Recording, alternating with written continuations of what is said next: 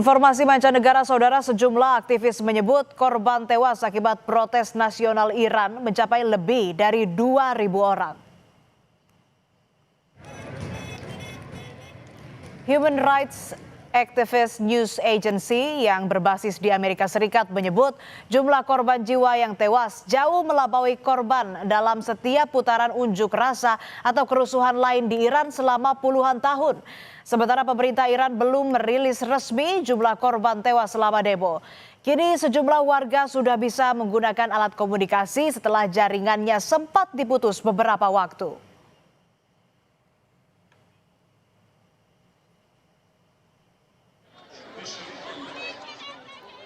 Sementara itu, Senin lalu waktu setempat, Presiden Iran Masoud Pezeshkian ikut unjuk rasa pro pemerintah di Teheran. Ia memimpin pawai dan berjabat tangan dengan para demonstran selama unjuk rasa. Unjuk rasa diadakan di beberapa kota untuk mengutuk kejahatan teroris bersenjata. Kepala Polisi Teheran Brigadir Jenderal Ahmad Reza Radan mengatakan pada Selasa pasukan keamanan menangkap perusuh yang mengganggu demonstrasi damai.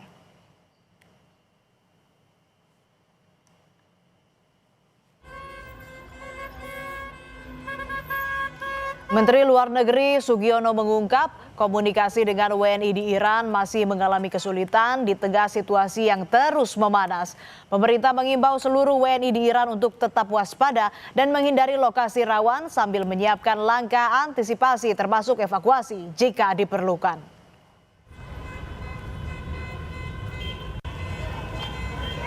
Komunikasi agak sulit ke Iran, kebanyakan warga negara Indonesia di Iran itu adalah pelajar yang terkonsentrasi di Qom dan Isfahan.